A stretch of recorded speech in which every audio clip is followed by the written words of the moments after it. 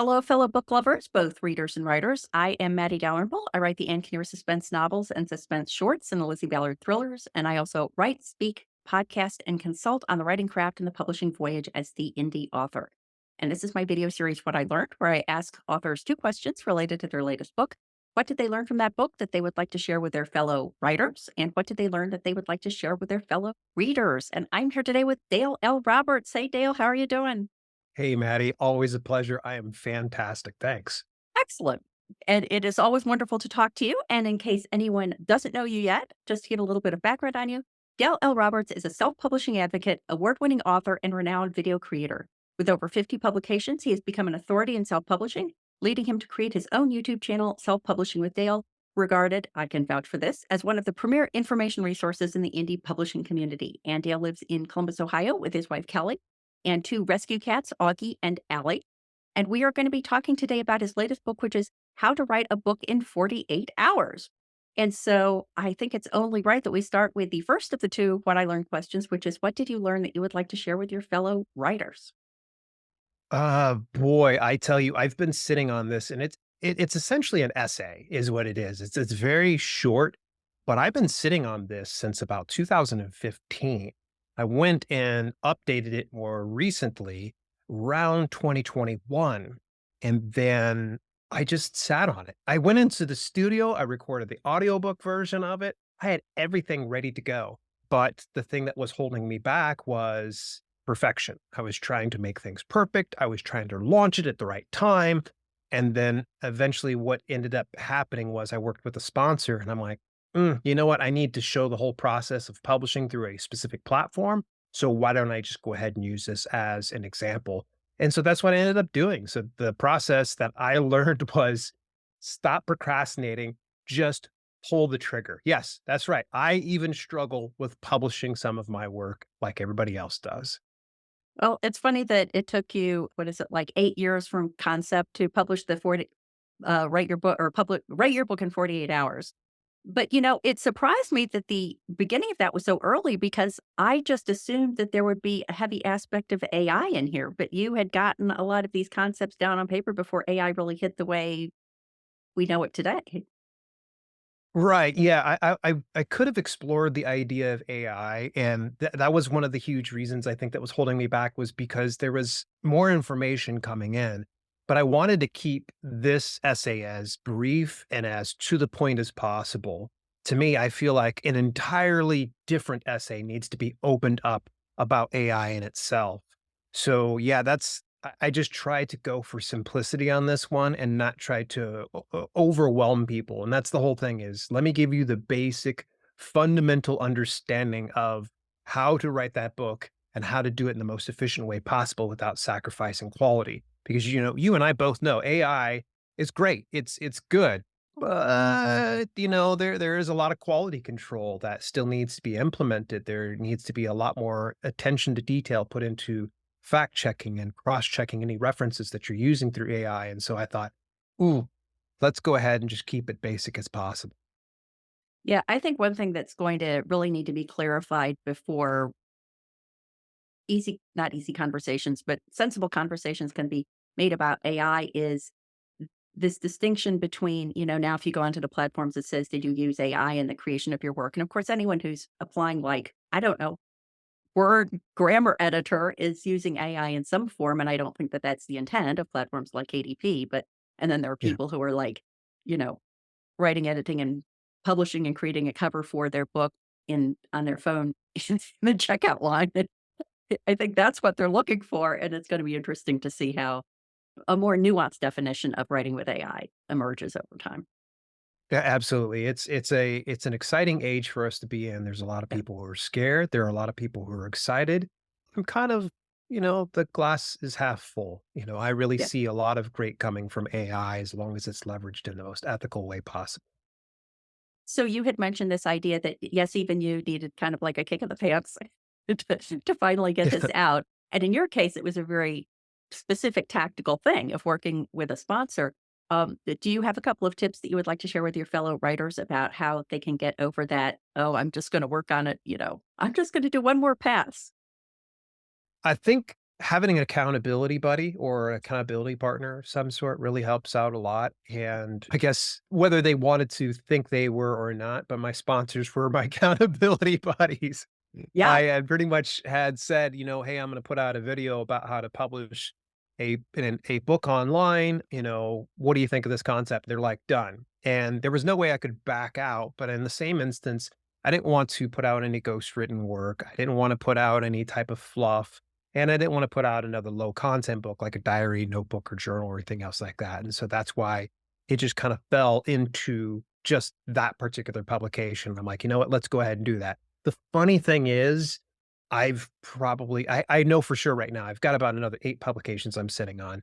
They're right now in the midst of some very deep edits. I've done edits for them before, and now it's just a case of going through and trying to redo them because a lot of these books were written in 2021. About a few of them were written this year.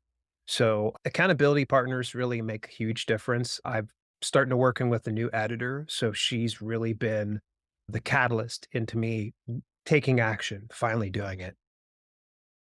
So you've shared a couple good tips there for your fellow writers, but how about readers? What would you like your readers to know about how to write a book in 48 hours?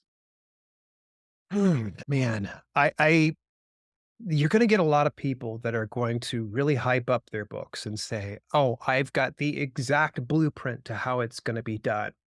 The fact of the matter is I'm not writing a book that's going to be suited for everyone. There's going to be someone somewhere that it's not going to resonate with them. They don't want the pressure of writing something in 2 days.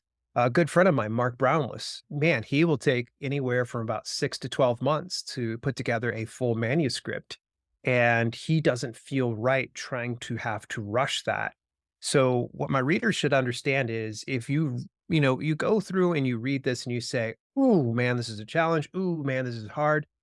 Give it a shot, try it. If it doesn't work, please understand that there are a number of other different methodologies that you can go ahead and try out for yourself to see what works. Because writing and publishing is not a one size fits all. Sure, there are fundamentals put into place in every aspect of writing and publishing, but sometimes the more nuanced things that you're going to learn from a particular person might not apply to you, or in some instance, it might very much apply to you. So go into it with an open mind, try it out. If you find that it fails, please understand it's not that I'm trying to fleece you of your money. This is literally a methodology that has worked. I mean, I'm already over 50 publications. Actually, I think I peaked at my Amazon author profile. It's above 70. I'm just going to say 50 because 50 feels better than 70. I don't know what it is.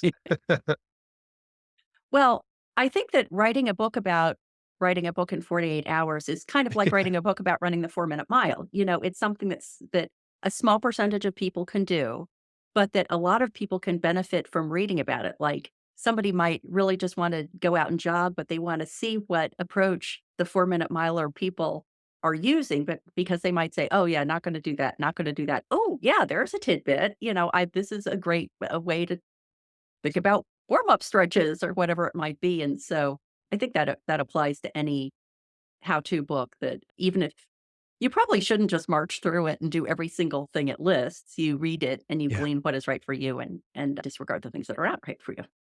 Yeah, exactly. Just parse out that information and see what fits best for your personality. Because I love Mark Brownless to death, really good friend, and I don't ever want to make him feel bad for wanting to write a book over 6 to 12 months. I've known some people that have taken up towards like 5 years to write a book, and that's awesome. If that's the pace that you wanna go at, continue to do that, but at least entertain some aspects of it and parse out what you feel works best for you.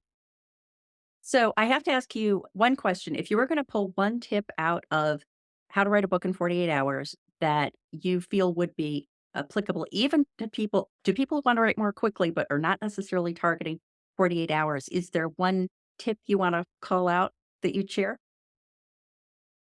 The biggest tip is writing that rough draft, getting it done, being okay with it being not good, not being perfect, because the fact of the matter is you're just literally taking a lump of clay and trying to form it in a way that resembles what you're trying to look for. Because eventually, what you're going to do is you're going to go back, you're going to do edit after edits after edits until you've carved out to something that's closer to what you have envisioned. And a good editor is going to help you sort that type of stuff out. But be okay with having a crappy first draft because, quite frankly, I don't know too many people that put out first drafts that are just impeccable. I I don't know of anybody, Maddie. I'm not sure if that's that way for you. No, absolutely not. And the more I think about metaphors for writing, and of course, I love the nautical metaphor, but sometimes I think an even better one is sculpting with clay. And I remember when I was very little going to a beach with my parents that had an area where you could dig and you could find clay that then the kids would form into whatever they wanted to form it into. And I picture writing that first draft is like digging out the clay and tossing it over your shoulder because you're looking for the raw material. And then you never turn around and say, oh, I was hoping that that would look like, a person on a horse or, Michelangelo's David or something like that. No, you just know it's going to be a big, messy pile of clay. And then you start working with it. And I think I'm starting to enjoy that metaphor for writing. Think I heard Jordan Peele say that he looks at writing his first draft like putting sand into a sandbox. And then when he goes back through with the edits, he can build his sandcastles to where it's really awesome. But I I paraphrase, love look that. that up. Jordan Peele, an amazing actor and comedian and movie producer. So I always kind of think that that's just such a great way to look at it. That is a great way. So, always so fun to talk to you, Dale. And thank you for giving people a little teaser of how to write a book in 48 hours. And please let everyone know where they can go to find out about it and you and everything you do online.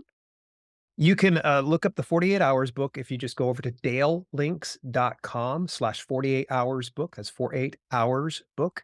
And it'll send you out to every major retailer. It's everywhere. And I think it's getting loaded up into libraries right now. So if you don't want to spend any money and you just want to kind of check that out at your local library, go for it. And also you can find out more details about me at selfpublishingwithdale.com. All right. Thank you so much. Thank you.